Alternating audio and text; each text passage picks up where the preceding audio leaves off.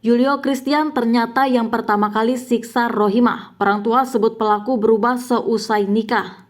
Pasutri muda di Kabupaten Bandung Barat bernama Yulio Christian dan Laura Francilia melakukan penyekapan dan penyiksaan terhadap asisten rumah tangga yang bernama Rohimah. Kepada Tribun Jabar, Rohimah menceritakan kronologi detik-detik penganiayaan yang dialaminya.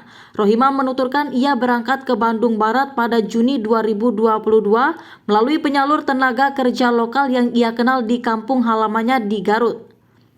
Awal bekerja biasa saja, majikan baik, tidak berbuat kasar. Saya berangkat ke Bandung bulan Juni, ujarnya kepada Tribun Jabar ID pada Rabu 2 November 2022. Setelah bekerja selama 1 bulan, kata Rohimah, ia mulai mendapat kekerasan verbal, sering dibentak dan dimarahi jika pada kerjanya terdapat kesalahan.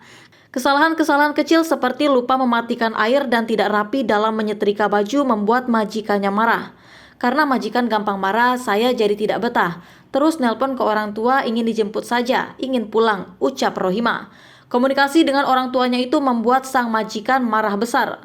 Setelah itu ponsel dan dompet yang berisi data penting dirampas. Selain itu, Rohimah juga mendapat perlakuan kasar berupa penganiayaan di bagian tubuhnya. Rohimah menyebut hanya karena lupa mematikan keran air, Yulio Christian pun memukulnya. Saya ditonjok dan diinjak. Waktu itu pertama kali lupa matikan air keran, ucap Rohimah. Saya ingat yang pertama kali memukul saya adalah suaminya, ujarnya lagi. Kekerasan yang dialaminya itu kemudian berjalan hingga 3 bulan kemudian. Ia menyebut puncak kekerasan yang dialaminya terjadi pada Oktober 2022. Pada bulan itu, ia sering mendapat perlakuan kasar mulai dari dipukul alat-alat rumah tangga, dijambak hingga ditusuk jarum. Pernah juga dimandikan di luar, dihujankan malam-malam, sudah tidak terhitung berapa kali saya dikasarin, ungkap Rohimah. Ia juga menyebut ia tidak pernah diajak keluar rumah selama bekerja dengan majikannya itu. Waktu keluar rumah hanya sebatas ke warung untuk membeli kebutuhan rumah. Saat di warung juga menurutnya para tetangga sering bertanya kepadanya terkait luka yang dialaminya tersebut. Rohimah hanya menjawab luka tersebut merupakan luka bekas jatuh dan alergi makanan.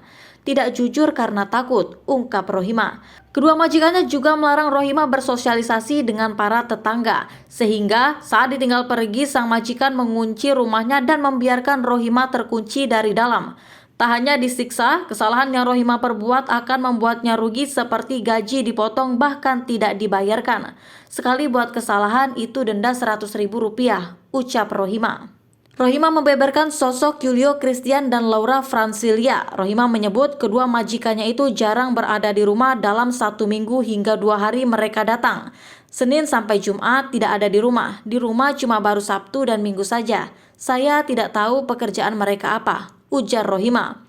Ia menuturkan tidak pernah mengetahui kemana kedua majikannya itu pergi. Selama bekerja, kata Rohimah, ia tidak pernah diajak bicara soal urusan kerja kedua majikannya. Saat di rumah pun menurutnya ia hanya menjalankan tugasnya sebagai asisten rumah tangga. Sosok Yulio berubah. Orang tua Yulio Christian sempat datang ke rumah orang tua Rohimah untuk meminta maaf atas kejadian tersebut. Hal itu seperti yang diungkapkan oleh paman korban yang bernama Kamil. Orang tua majikan yang laki-laki datang ke sini, datang meminta maaf, ujarnya kepada Tribun Jabar ID. Kamil menyebut Yulio berubah semenjak menikah dengan Laura. Ia tidak pernah pulang ke rumah orang tuanya semenjak menikah. Kata ibunya Yulio, dia tidak pernah didatangi anaknya setelah nikah. Tahu-tahu katanya udah kejadian seperti ini. Ucap Kamil menirukan ucapan orang tua Yulio. Kamil berharap kejadian yang menimpa Rohimah menjadi pelajaran penting bagi banyak orang. Ia bersyukur Rohimah sudah kembali ke kampung halamannya. Saat ini, kata Kamil, ia hanya fokus pada kesembuhan korban. Semoga banyak hikmah, yang penting alhamdulillah Nyai Rohimah sudah pulang, tinggal fokus penyembuhan lagi, ucapnya. Yulio Christian dan Laura Francilia kini harus mendekam di sel Mapolres Cimahi. Keduanya harus mempertanggungjawabkan perbuatan jahatnya. Mereka diancam dengan pasal 333 dan 170, junto 351 KUHP Subsider, pasal 44 Undang-Undang Republik Indonesia Nomor 23 Tahun 2004 tentang kekerasan dalam rumah tangga dengan ancaman hukuman 10 tahun penjara.